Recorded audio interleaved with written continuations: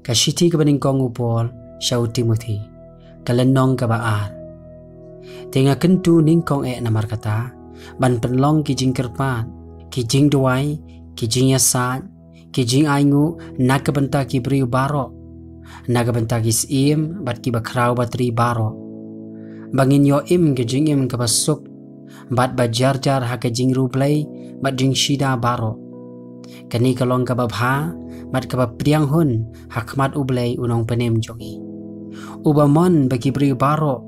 Kenyo laj Bat bagin poi siya kijing tip ya kijing shisha. Namadon uway ublay. Bat uway uksiang ru. Hapadeng ublay bat kibrio.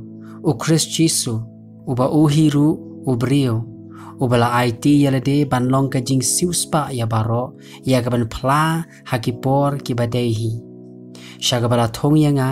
Unong yalap baru apostol. Nga ong ya kabashisha ukris. Ngamlam lerken.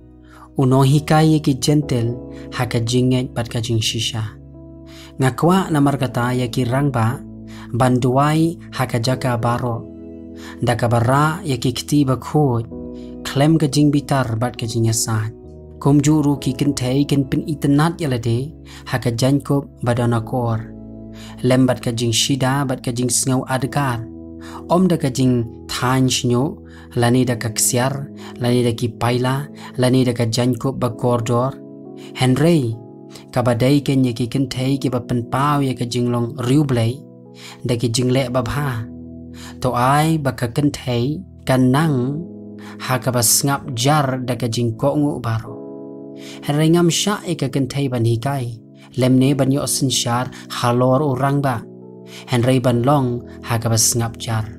Namariyaw Adam la thaw ningkong hadin kata ya ka bat om shimla syukur yaw Adam Henry kata ka kentay haba kala sya skor kala kelon haka jing palat Henry on pen ya ka haka ba khakun ladakin yaine haka jinget bat ka jing it bat ka jing pen khut lem bat ka jing sngaw adgar